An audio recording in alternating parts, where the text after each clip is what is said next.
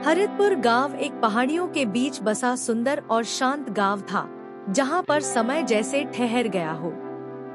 इस गांव में 10 साल की मीरा रहती थी। वह एक समझदार पर जिज्ञासु लड़की थी। वह अपने माता पिता को बचपन में खो चुकी थी और अपनी दादी के साथ रहती थी। उस सबसे अच्छा दोस्त था उसका तोता बबलू, जो बोल सकता था, हंस सकता था और मीरा की बातें समझता था। एक रात मीरा गहरी नींद में थी, तभी उसने अजीब सपना देखा। जंगल में एक सुनहरा पिंजरा हवा में तैर रहा था और कई आत्माएं उसके चारों ओर चक्कर काट रही थी। तभी बबलू की आवाज आई, मीरा, पिंजरे को मत छूना, मत छूना। मीरा हड़बड़ाकर उठी। बबलू उसके पिंजरे में आराम से सो रहा था, लेकिन सपना इतना सजीव था कि मीरा का मन बेचैन हो गया। सुबह होते ही मीरा ने दादी से सब कुछ बताया। दादी थोड़ी चुप रहीं, फिर बोली, नील वन में एक ऐसा पिंजरा है जो सिर्फ उन्हें दिखता है जिनका दिल सच्चाई और हिम्मत से भरा होता है। पर ध्यान रहे, वो पिंजरा जितना चमकदार है उतना ही खतरनाक भी। मीरा ने तय कर लिया वह इस रहस्य का पीछा करेगी। अगले दिन वह घर से निकल गई, यह कहकर कि वह नदी किनारे खेलने जा रही है। वह धीरे धीरे गांव की सीमा पार कर नील वन की ओर बढ़ने लगी। नील वन की मिट्टी नीले रंग की थी। पेड़ भी गहरे हरे और नीले रंग के दिखते थे। वहां की हवा में एक रहस्यमयी ठंडक थी, मानो हर चीज कोई राज छुपा रही हो।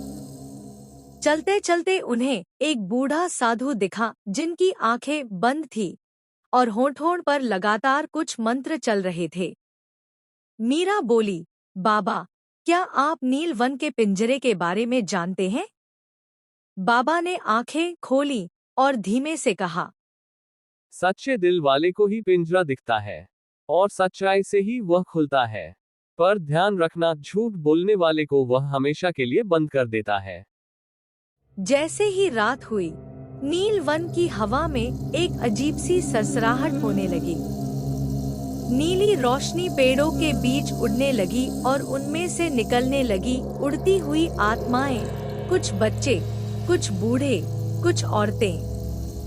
उनकी आंखों में उदासी थी, लेकिन वे क्रोधित नहीं थी। एक आत्मा पास आई और बोली,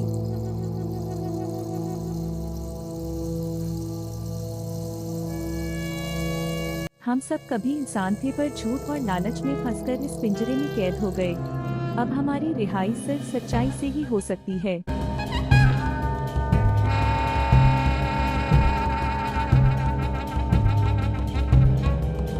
चमकते हुए पिंजरे को देखना किसी सपने जैसा था। वह सोने की तरह दमक रहा था और उसमें अजीब सी जंजीरें थी। पिंजरे पर एक लिखावट थी जो सिर्फ मीरा को दिख रही थी। मीरा ने पिंजरे को हाथ लगाने की कोशिश की, तभी वह हवा में घूमने लगा और जमीन से उठती हुई एक और आकृति बनी। यह मीरा की परछाई थी। वह बोली, सच्चाई बोलेगी तो ताले टूटेंगे, झूठ बोलेगी तो खुद कैद होगी। चल बता, क्या तूने कभी किसी को धोखा दिया है? मीरा घबरा गई लेकिन बोली, हाँ, मैंने एक बार दोस्त से उसकी किताब वापस नहीं की थी और झूठ बोला था कि खो गई है। पिंजरे की एक जंजीर टूटी। दूसरा सवाल, क्या तूने कभी बड़ों की बात को अनदेखा किया है? मीरा ने सिर झुका लिया और बोली, हाँ, कई बार मैंने दादी की बातों को नहीं माना, पर अब मैं समझती हूँ कि वे सही थी। एक और जंजीर टूट गई। अब आत्माएं मीरा के चारों ओर मंडराने लगी। उनमें से एक बोली, तू हम सबको आजाद कर सकती है, लेकिन क्या तू वो सच भी बोल सकती है जो सबसे कठिन है? मीरा चौंकी, कौन सा सच? तभी एक आत्मा आगे आई। वो मीरा की माँ की आत्मा थी। मीरा के आंसू बहने लगे। उसने कहा, मीरा, तू अब समझ गई है कि झूठ से सिर्फ तकलीफ मिलती है, लेकिन हिम्मत से बोलने वाला ही रोशनी को देखता है। मीरा ने कांपती आवाज में कहा, मुझे माफ कर दो माँ। मैं अब हमेशा सच्चाई का साथ दूंगी। पिंजरे से तेज रोशनी निकली, सभी जंजीरें टूट गईं और आत्माएं एक एक करके स्वर्ग की ओर उड़ने लगी। पूरा जंगल चमक उठा। आसमान में रंग-बिरंगे बादल तैरने लगे। रूह बाबा सामने आए, मुस्कुराए और बोले, तेरा दिल अब पवित्र हो चुका है। तुझे अब पिंजरे की कहानी दुनिया को सुनानी होगी, ताकि कोई और झूठ में कैद न हो। मीरा गांव वापस आई और सबको अपने सफर के बारे में बताया। गांव के बच्चों ने उसकी बातों को ध्यान से सुना। वह अब सच्चाई वाली दीदी के नाम से मशहूर हो गई। बबलू अब हर कहानी के अंत में कहता, झूठ का पिंजरा चमकदार होता है, पर उसकी चाबी सिर्फ सच्चाई है। अंतिम नैतिक संदेश, मोरल ऑफ द स्टोरी।